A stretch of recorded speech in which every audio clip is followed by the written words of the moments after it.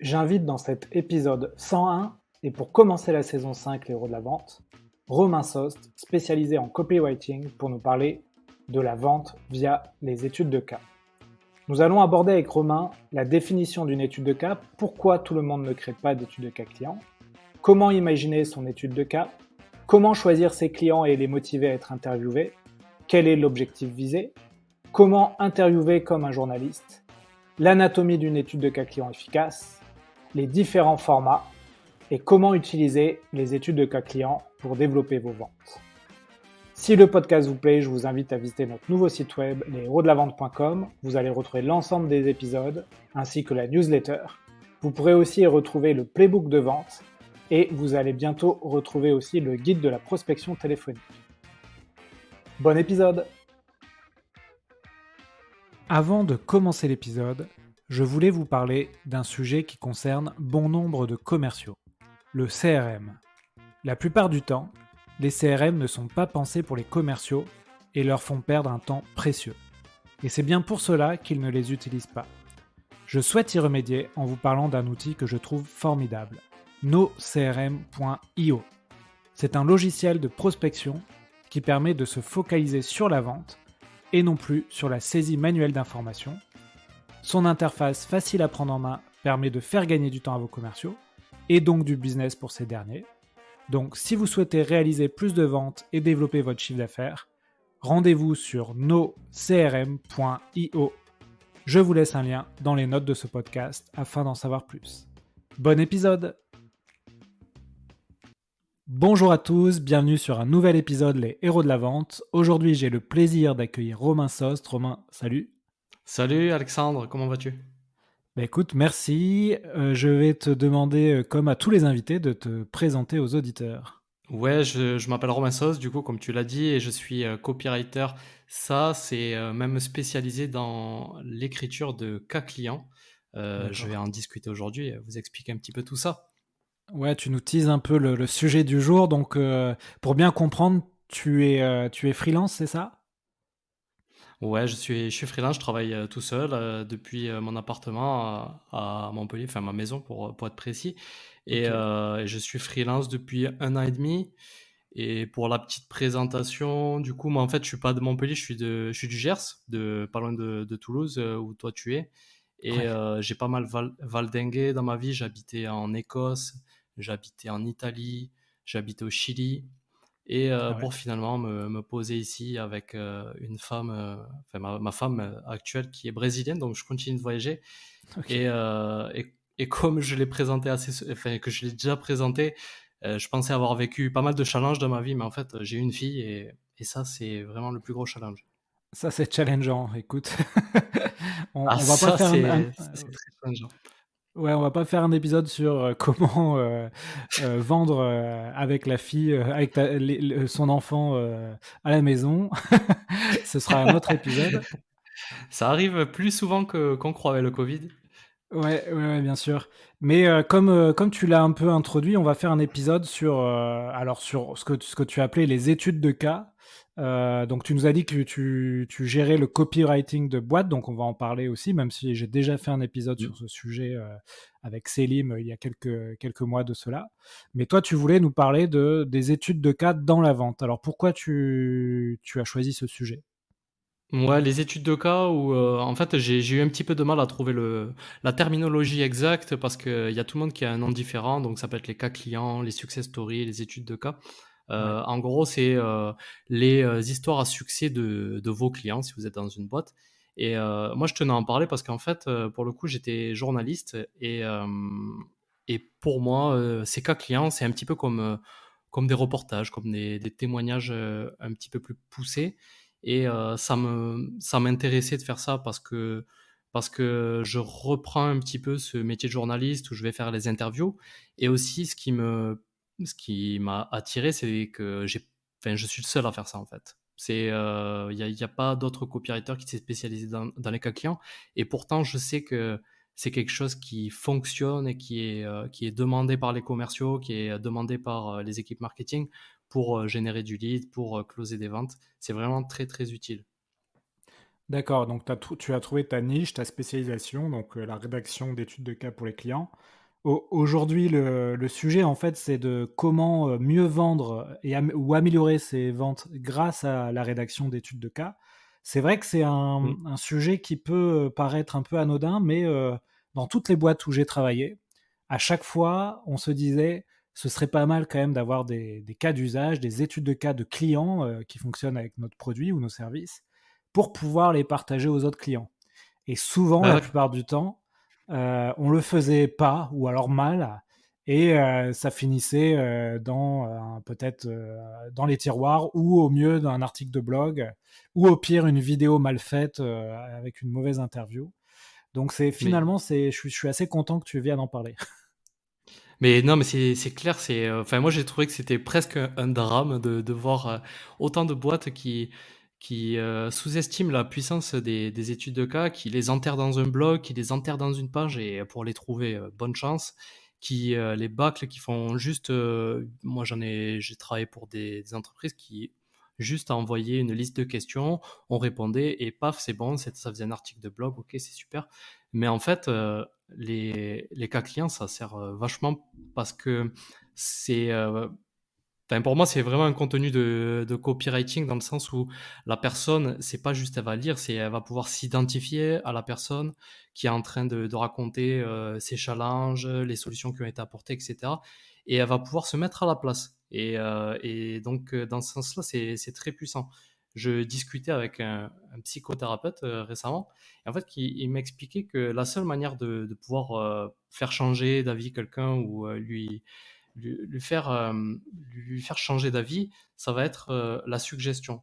Et la suggestion, ça passe par un état de transe, donc il m'expliquait, et on peut atteindre cet état de transe en lisant. Et les études de cas, ça va pouvoir servir à ça. Et en fait, c'est assez bizarre de le vendre comme ça, mais la personne, elle va lire ça, elle va se mettre à la place, on va raconter une histoire, et elle va se dire, ah, et en fait, le héros, ça va être votre client que vous avez aidé, et elle va se mettre à la place de ce client, et c'est là que ça va être puissant. Et après, on va voir, on peut l'utiliser dans plein de cas de figure possibles.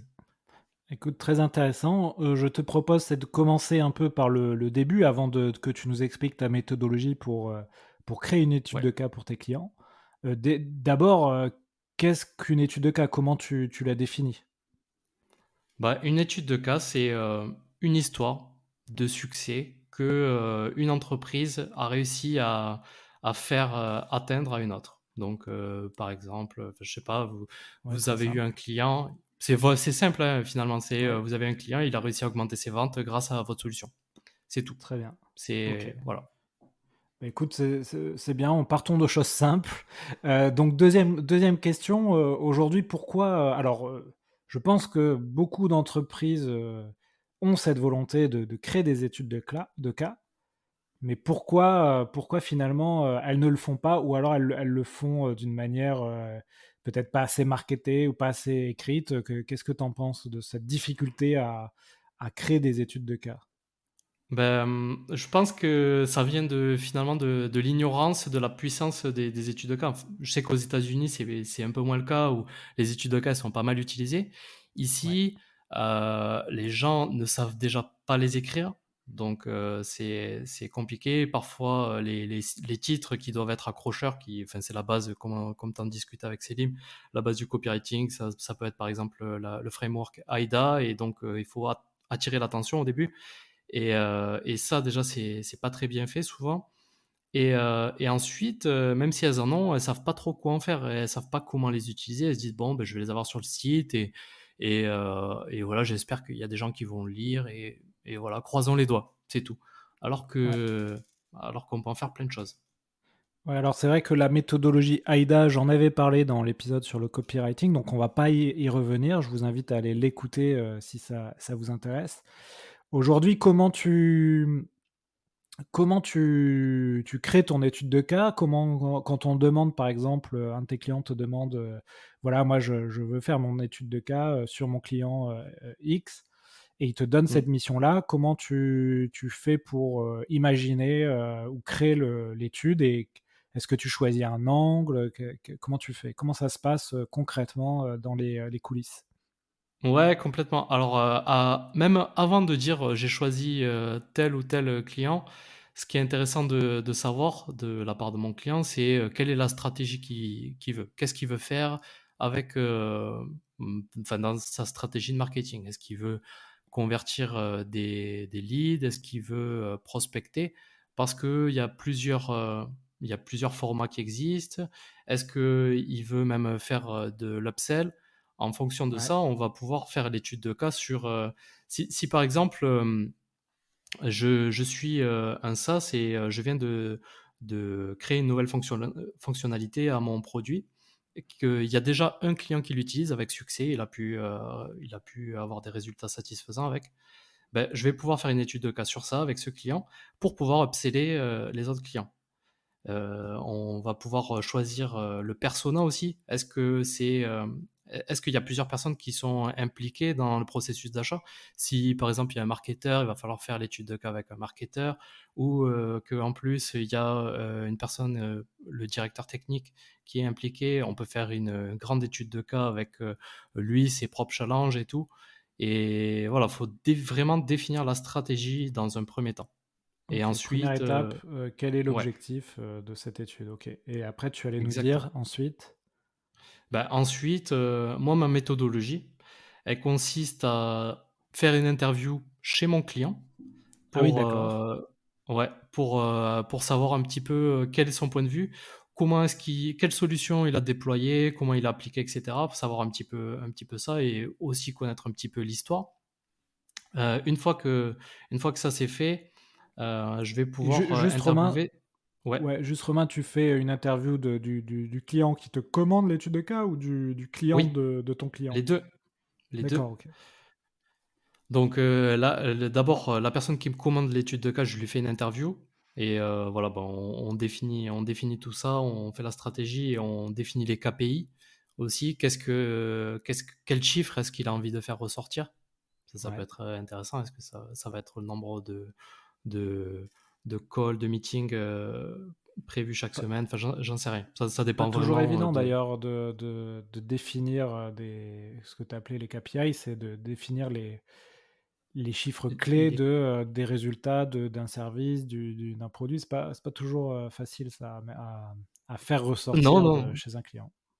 Non, non, c'est pas toujours, évident et parfois, j'ai des clients qui savent pas trop et donc j'y vais, pas à l'aveuglette, mais j'y vais un petit peu, on va voir ce qui va ressortir et on fait comme ça. Mais en général, ils ont une petite idée de ce qui est intéressant dans leur solution. S'ils ont un petit peu de recul sur ça, ils savent à peu près. D'accord, Hem, et en c'est ton client qui te dit, «Tiens, il faut que tu interviewes, telle entreprise», c'est ça? Ou vous faites une liste et vous choisissez ensemble?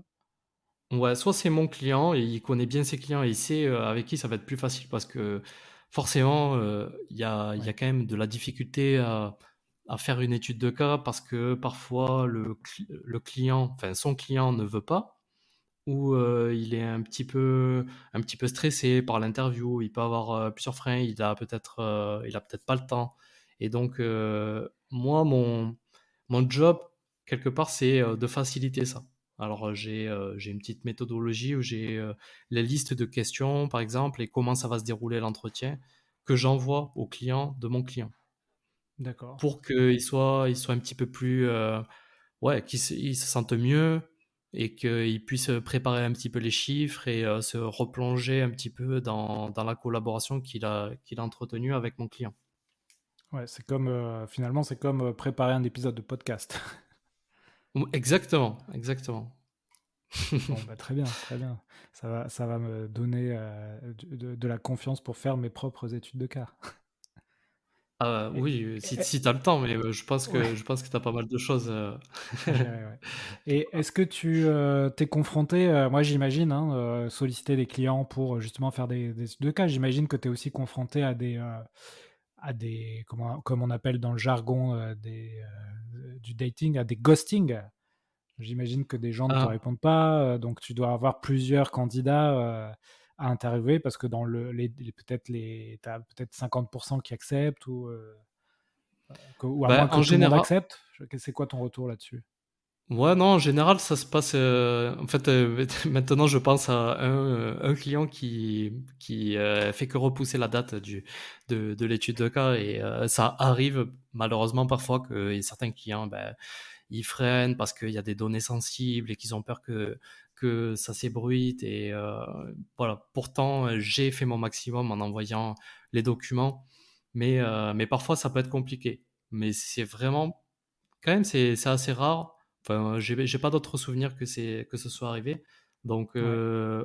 en général, ouais, ça se passe plutôt bien. Les clients, enfin mes clients, veulent faire des études de cas avec des clients qui connaissent bien, avec qui ils s'entendent bien. Et donc, ça se passe bien en général. D'accord. Tu nous as dit, en début, au début que tu avais été, journaliste, donc j'imagine tu utilises des techniques de journaliste dans tes interviews. Qu'est-ce que tu conseilles, quand on doit mener une interview,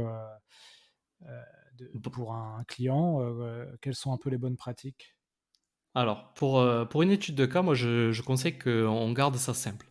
En fait, le cas client ou l'étude de cas, elle va prendre une forme chronologique, tout simplement. Qu'est-ce qui s'est passé avant? Qu'est-ce qui s'est passé pendant la collaboration et quels ont été les résultats? Donc, ça va OK. être les challenges, la solution, les résultats. C'est comme ça que moi, je les présente. Euh, donc, ça permet déjà d'être clair sur ça. Et ensuite, les techniques de journaliste, moi je fais mes interviews déjà par Google Meet. Je les fais OK. par Google Meet, enfin, ou ça peut être Zoom ou n'importe quoi, tout simplement parce que je peux enregistrer les conversations et comme ça je reste pas la feuille sur mes questions. Donc, déjà je suis un petit peu plus libre. Bon, enfin, après avec l'expérience, plus on en fait, plus on est à l'aise. Euh, la, la base pour moi d'une bonne interview, c'est d'arriver à mettre la personne à l'aise. C'est comme quand vous faites de la vente, vous essayez d'avoir un bon rapport avec les gens. Et ça me fait penser, moi j'ai fait de la vente, j'ai fait du porte-à-porte pour France Loisirs. Et j'étais très bon pour mettre les gens à l'aise, mais j'étais très nul pour vendre. Bon, D'accord. bref. Alors, Du coup, alors justement, quels sont un peu tes conseils pour mettre quelqu'un à l'aise? Est-ce que tu as des petits, tips là-dessus? ouais, moi je parle de. Franchement, le truc de base, c'est de parler du temps. Le temps, Ouais. la météo, c'est. Mais c'est débile, mais en fait, tout le monde s'intéresse à la météo. Et donc là, vous êtes sûr que. Enfin, c'est pas du tout clivant. On peut parler du temps. Moi, j'habite à Montpellier. Là, il fait un temps de merde. Donc, bon, ça arrive. Et voilà. Et du coup, on va commencer une conversation. Et on D'accord. peut parler de ça. Enfin, je sais pas, faut essayer de se sentir à l'aise, être sympa. Et, euh, et la personne, en fait, si elle avait des barrières, elle va les baisser. En plus, si tu es en visio, vous allez vous voir, tu peux faire un petit sourire, parce que bien sûr, il n'y a pas de masque par la visio. Donc, c'est pas forcément l'idéal. L'idéal, c'est d'être en présentiel, hein, bien sûr. Ouais.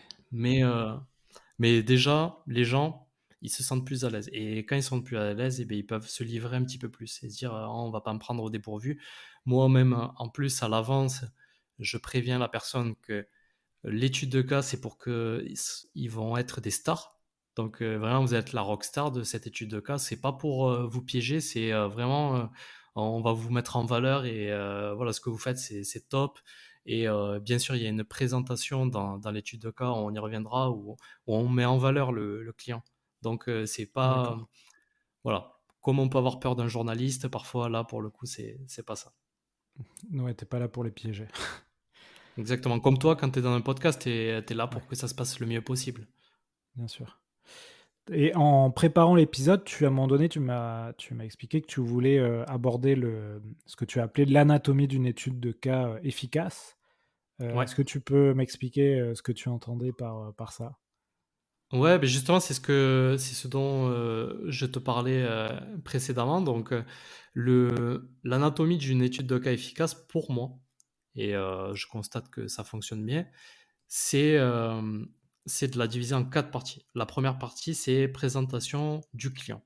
Donc, savoir ce qu'il fait, le mettre un petit peu en valeur, mettre peut-être sa proposition de valeur unique en évidence, Ouais, peut-être des résultats, des gros clients qu'il a. Ça, du coup, déjà, ça lui fait plaisir. Il va voir ça, il va être content. Et encore une fois, là, tu parles de ton client à Du client, toi du ou client. du client du Du client? client, du Ouais, ok, client. Parce très bien. qu'une étude de cas, Oui, c'est pas c'est pas sur. fait pour vous. Ouais, Ouais. c'est pas pour, faire briller l'entreprise et souvent, c'est vrai que c'est un problème. Les études de cas, elles sont, «Oui, on a réussi à faire ça, on a réussi à faire On est les ça» et meilleurs, on est les voilà. plus forts. Alors qu'en fait, Ouais. non, c'est pourquoi nous pouvons vous aider, en fait. Ben ouais, c'est ça et en fait, c'est le héros. Le héros C'est de vous. l'histoire, c'est, voilà, c'est vous, c'est, le client qu'on a eu. Ouais, Il c'est vous est à travers le client qu'on a eu. Voilà, c'est vous à travers parce que vous allez vous identifier C'est ça. et d'ailleurs, il y a un livre qui est super bien à propos de ça, bon, peut-être on y reviendra tout à l'heure, mais c'est celui de Donald Miller, My Brand Story, je crois c'est et donc Ok. bon, enfin, voilà, c'est vraiment à propos de ça.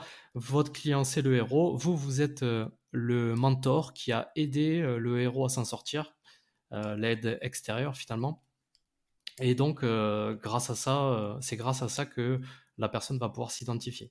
Elle va D'accord. s'identifier à quoi?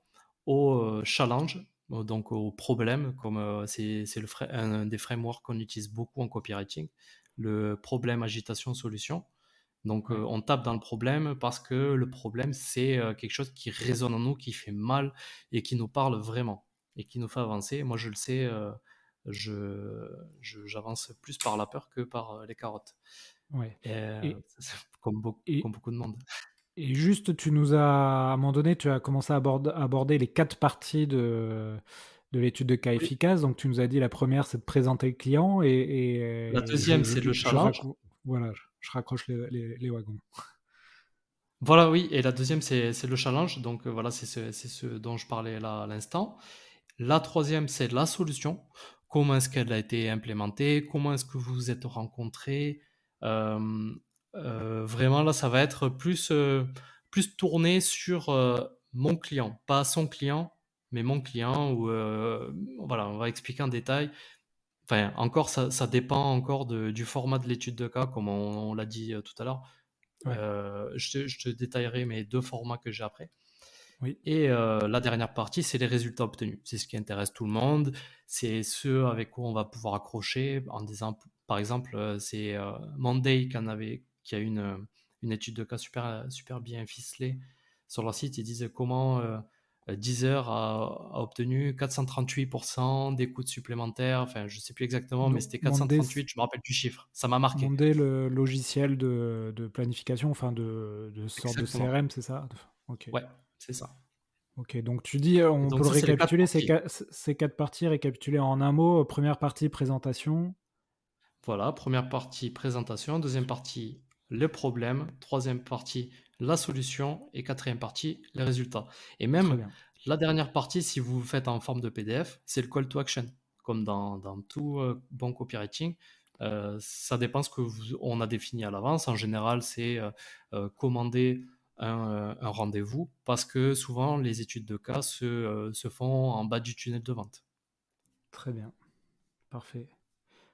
Parfait. Et tu m'as parlé à un moment donné que tu avais différents formats, c'est-à-dire? Ouais, alors moi j'ai 2 formats, différents qui sont, il y a un format qui est, à 600 mots maximum. En gros, ça va être quelque chose qui va être scannable assez rapidement ou, par exemple, ça peut servir pour, pour faire de l'outreach, pour faire de la Ouais, prospection. Pour les CEO qui sont un petit peu pressés, qui ont pas le temps, ils vont voir direct, les 4 points qu'on vient d'aborder. d'accord. Présentation, problème, résultat, enfin solution, résultat. J'en ai, une autre qui est un petit peu plus fouillée, qui va servir à vraiment en bas du tunnel de vente où, on va détailler avec beaucoup de citations. Ça va être 1 500 mots maximum ou, beaucoup de citations pour que la personne, vraiment, elle vive, en détail l'expérience et ça va pouvoir servir pour des leads qui sont tièdes, chauds. OK, très bien. OK. Et donc tout ça, à chaque fois, on comprend que c'est écrit. Est-ce que tu fais quand même, des études de cas avec de la vidéo? Ouais, alors, c'est vrai que je t'en avais parlé que je vais normalement faire une étude de cas vidéo.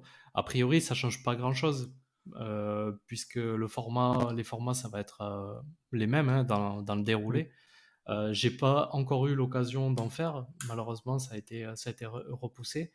Mais ça reste la même chose. Et enfin, moi qui ai fait de la radio, en fait, j'étais journaliste radio, j'ai pas précisé ça. Et c'est à peu près pareil. C'est, c'est juste que c'est un petit peu plus contraignant l'image, mais ça reste la même chose finalement, avec des plans de coupe en plus. Et alors Oui, là, qu'il y sauf en que a. là, soit tu dois te former à ces compétences, soit tu les as déjà, ou soit tu dois prendre quelqu'un pour t'aider à faire un bon Ouais, résultat professionnel. bien sûr. Non, non, moi, ça sera pas moi qui fera la vidéo. D'accord. C'est pas ma zone de confort. C'est pas quelque chose qui m'attire Plus que ça, oui. particulièrement. Mais enfin oui, je connais déjà du monde pour en faire. Ok, très bien. Et donc ça, donc on a bien compris du coup, on va dire l'amont, c'est-à-dire bien sélectionner l'objectif, les candidats que tu vas interviewer. Ensuite le pendant, c'est-à-dire comment tu vas interviewer, quelle structure tu vas avoir pour produire ton étude de cas.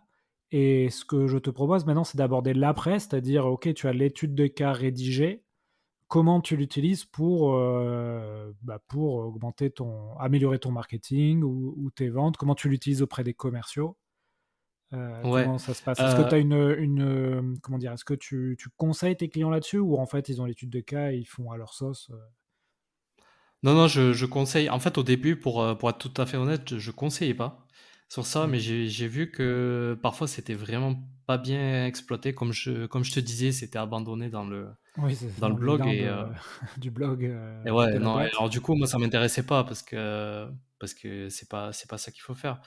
Je enfin voilà, si je fais quelque chose, j'ai envie que ça soit bien utilisé pour que la personne, elle en retire un bénéfice. Donc beh, justement hier, je conseillais un client par rapport à ça. Et oui, oui, je conseille, enfin il y a tellement d'utilisations, possibles pour les études de cas. Rien que pour les réseaux sociaux, justement, j'ai écrit un article récemment sur ça, sur les réseaux sociaux. On peut les utiliser en carrousel. Si vous êtes familier de LinkedIn, vous faites un carrousel avec votre étude de cas.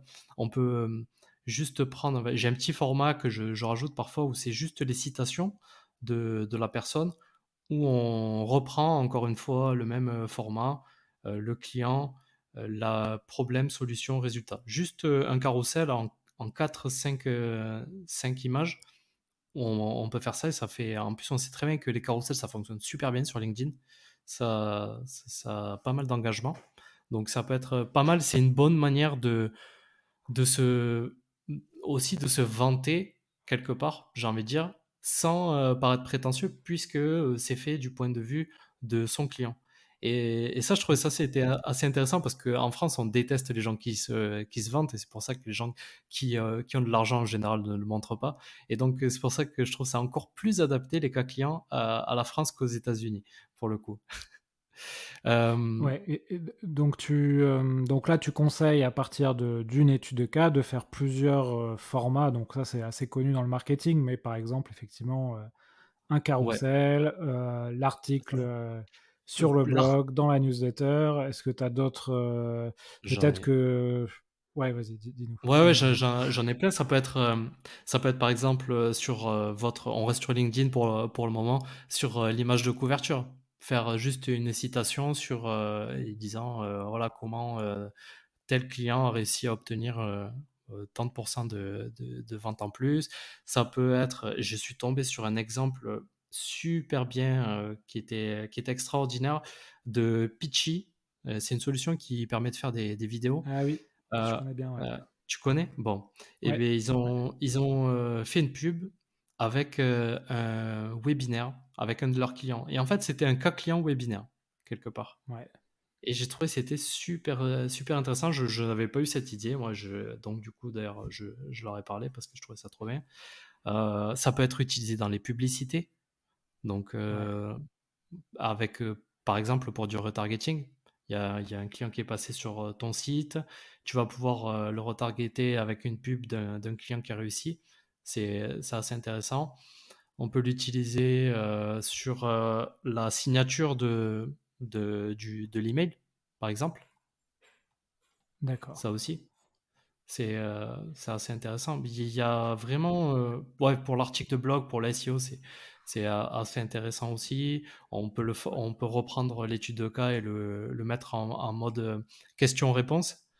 Et donc, on peut l'utiliser sur les salons professionnels, on l'imprime, on peut l'utiliser pour l'onboarding en interne, pour les commerciaux. Comme ça, ils vont pouvoir vraiment enfin, comprendre l'avatar client finalement et Ouais, les donc problèmes qu'ils rencontrent. c'est sûr que dans la création de contenu et moi je le fais pas assez, hein, mais c'est vrai que c'est une bonne pratique de recycler en fait, un contenu pour le dupliquer en plein de contenus. Et tu vois, moi c'est vrai que je fais un épisode tous les 10 jours, j'en suis à presque une centaine d'épisodes, mais en fait, Mm. à partir d'un épisode, j'aurais pu faire, beaucoup de choses quoi. C'est-à-dire, des vocaux, des carousels, des newsletters et on oublie souvent à recycler ce contenu, à faire des posts LinkedIn. Mais carrément. Donc ça peut être un peu le conseil aussi à retenir de notre épisode, c'est n'hésitez pas à faire Ben du ouais. recyclage finalement.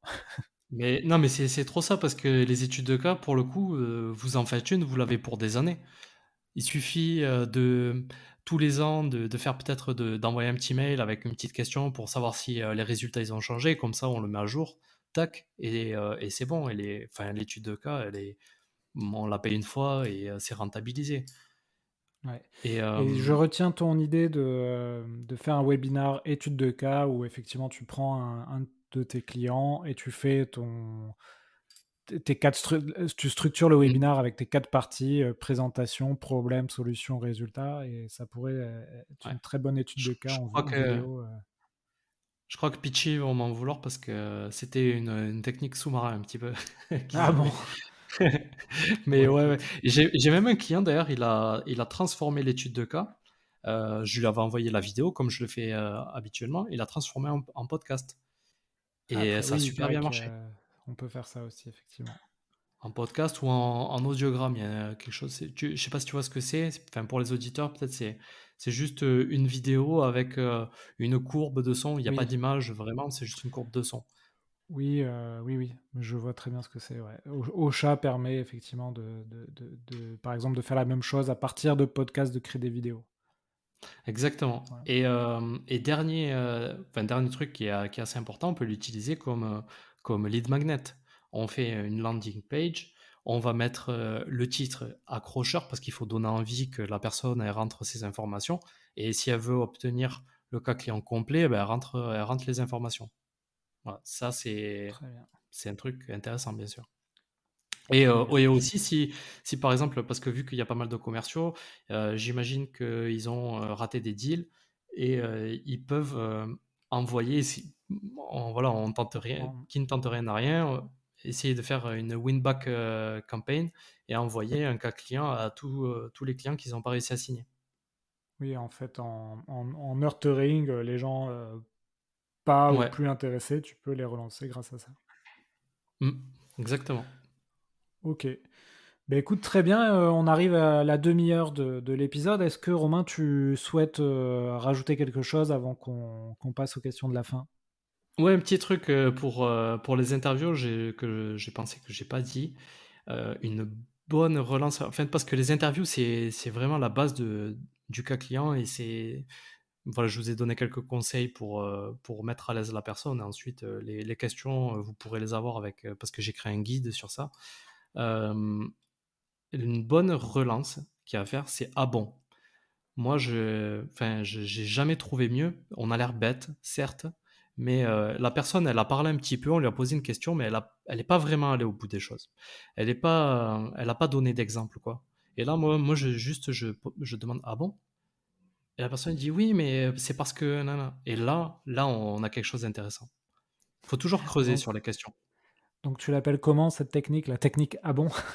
Ouais, la technique, je sais pas, la technique du nier, Ouais, c'est un peu ça. d'accord, d'accord. Bah écoute, Franchement, merci. elle m'a été Ouais. conseillée par un journaliste aguerri et vraiment ça fonctionne très bien. Oui, en fait, c'est une sorte de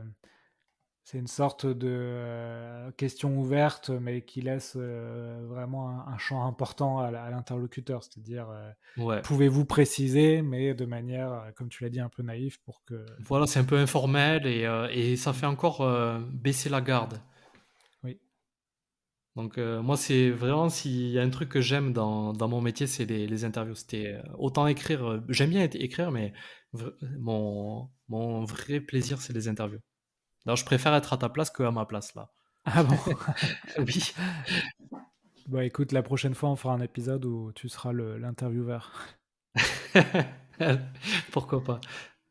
Ok, bah écoute, nickel Romain, on va passer aux questions de la fin. Alors comme tous les invités, je vais te demander si tu as du contenu intéressant à conseiller, alors que ce soit sur la vente ou sur d'autres sujets, mais des livres, des podcasts, des films. Est-ce que Ouais, tu as bien quelque sûr. chose en tête? Alors, il y a un podcast, forcément, c'est le tien, qui est super bien, en général. Non, C'est mais ça, gentil. sans dé ouais, non, mais ça, c'est vrai, hein. En plus, j'ai appris plein de choses. Moi qui étais, je me suis intéressé à la vente, à travers toi et le podcast Dans l'arène aussi. Et pour ce qui est des livres, moi j'ai beaucoup lu de livres de copywriting forcément. Et si je vous en conseille un vraiment qui est incroyable, c'est en anglais par contre, c'est le livre, c'est le livre Breakthrough Advertising qui est, euh, qui est vraiment, on explique les états de conscience, il y a plein de techniques de copywriting, il est assez dense à lire, mais c'est Eugène Schwartz qui l'a écrit. Ok, Et, euh, et sinon, il y a pas mal de livres de Dan Kennedy aussi. C'est le copywriter le mieux payé au monde. Il est payé 17 000 € par jour, 17 000 dollars par jour.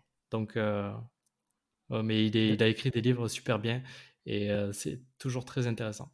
Donc moi je conseille tout Dan Kennedy et Eugene Schwartz. ok, bah écoute, je ne connaissais pas. C'est vrai que sur la partie copywriting, j'ai moins de bouquins et de lectures à ce sujet, donc je vais regarder ça. Ça a Mm. l'air vraiment très très bien. Oui, Tu as d'autres oui, choses il en a ou? fait plein. Il en a fait il y en- plein. Il traite lui, il est spécialiste de tout ce qui est courrier. Et donc Ok, même il vante la newsletter courrier. À la base, elle était comme ça. Tous les mois, envoyer un courrier à ses abonnés. Enfin, je trouve d'accord. ça assez incroyable. Oui, alors j'ai reçu un invité qui fait ça, hein, d'ailleurs, qui est aussi copywriter et qui envoie ses formations par courrier. Mm. Et donc, sa communauté a un abonnement et tous les mois reçoivent un courrier pour améliorer leur marketing. Top. Donc, vous trouverez cet épisode dans le C'est podcast. Ouais. c'est qui? C'est juste parce que pour le coup. Et bien justement, je suis en train de. Il faut que je regarde. Ah, Si désolé, tu désolé, je veux. voulais pas te mettre en difficulté. Non, non, mais je vais te poser la prochaine question et puis en attendant, je vais regarder Yes. le nom de l'épisode et je vais vous donner ça. À moins que je l'ai ici. Il s'appelle. Attends, je vais le retrouver. Que je me trompe pas. Alors, Thomas Olivier, donc l'épisode 83, comment vendre uniquement par email avec Thomas Olivier. Top. Ok. Mais je Voilà. connaissais pas. J'irai voir son contenu. Ouais, ouais, n'hésite Après, pas. j'en ai pas d'autres. Enfin, si, j'en ai plein d'autres. À vrai dire, j'ai lu énormément de trucs. Pour les plus aguerris qui s'intéressent à la psychologie, moi, je vous conseille Thinking Fast and Slow de Daniel Kahneman. C'est, Ouais. tu connais? Non, non. C'est un mec, un Israélien, qui a obtenu le prix Nobel de, d'économie et qui traite donc du coup de psychologie behaviorale. Je sais plus comment on dit en français. Bon, Psychologie c'est super intéressant. comportementale. Exactement. Et il est très très long à lire, mais c'est super intéressant comment fonctionne le cerveau. On apprend plein de choses. Ok, bah écoute, merci. En termes d'outils ou de routines que tu fais de manière quotidienne, est-ce qu'il y a des choses qui t'aident à être performant? Ouais, alors moi je me suis mis à Pipedrive récemment. Ouais, très bien.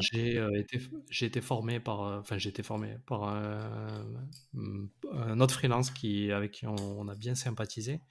Leadjet aussi qui se plug à Pipedrive et qui sert à, à en gros synchroniser les données de LinkedIn avec Pipedrive. Donc ça c'est Ok. pas mal pour la gestion commerciale. Et après routine, moi j'essaie de me remettre au sport parce que je rentrais plus dans mes pantalons là récemment. Et Ouais, du coup je me suis remis au sport et en plus c'est vrai que ça fait vraiment du bien. Donc, je conseille le sport un petit peu pour tout le monde. Et après, moi, j'ai besoin de voir du monde. Donc, j'ai ma femme, ma fille, c'est bien. Et là, je vais prendre un espace de coworking pour voir un petit peu de monde. Il paraît qu'il y a pas mal de copywriters qui sont des introvertis. Moi, c'est pas le cas. Ça c'est me pas donne ton de cas, l'énergie quoi. de voir du monde. D'accord, Ouais, d'accord. ouais, non, mais c'est vrai. Est-ce, est-ce que tu as une compétence aujourd'hui que tu n'as pas et que tu souhaiterais avoir? Ouais, bon, j'avais plusieurs, j'ai envie de dire, j'aimerais avoir un peu plus de goût pour tout ce qui est design parce que bon, j'essaie de me débrouiller un petit peu moi-même, mais bon, c'est pas vraiment ma mon meilleur aspect. Et après, sinon, tout ce qui est, c'est pas original, c'est être un petit peu meilleur en tout ce qui est technique. Moi, j'aimerais faire un petit peu d'automatisation et Ouais, comprendre comment bien fonctionner avec des outils comment il s'appelle, Make maintenant, c'est Integromat ou Zapier, et ouais, je arriver à vois faire des Zapier, ouais. choses intéressantes avec ça.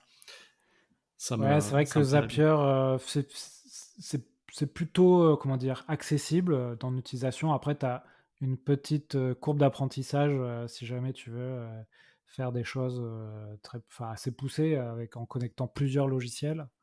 Mais Ouais, tu peux quand même faire des trucs, tu vois? Moi, j'avais fait, en fonction des mails que je recevais, envoyer des choses de manière automatique, dans Slack, par exemple, tu peux mais faire en des choses fait, comme ça. limite, les workflows à implémenter, bon, ça peut être un peu galère, mais en vrai, la compétence, c'est de savoir quel workflow il faut utiliser. Qu'est-ce qui est intéressant à Mmh. faire? C'est ça qui est bien. Moi, je te dirais, après, une personne que je te conseille d'interviewer qui m'a appris plein de choses. Bah, écoute, justement, c'était ma prochaine question. Qui me conseilles-tu d'interviewer sur ce podcast?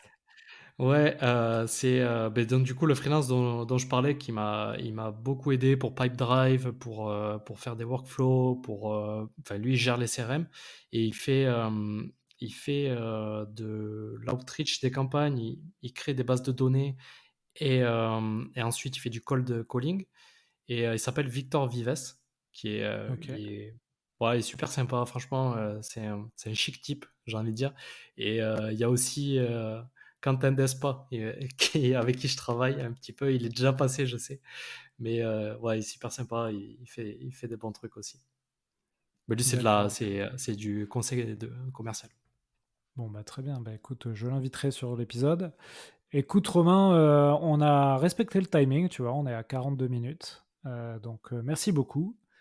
Bah, Hem, Où peut-on te joindre? Sur LinkedIn, j'imagine? ouais, LinkedIn ou par mail sur mon site. Mais LinkedIn, je suis là. Allez, très bien.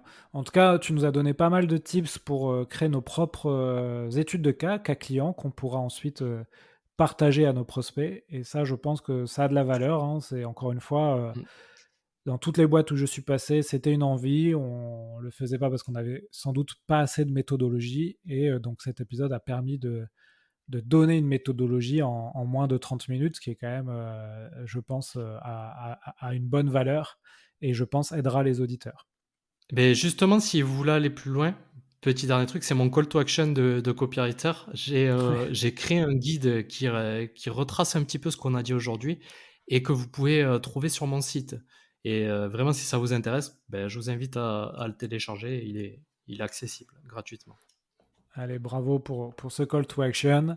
Et Et vous pouvez aussi, ça c'est le mien, c'est noter l'épisode 5 sur 5 sur Apple Podcast et vous abonner aux Chroniques de la Vente.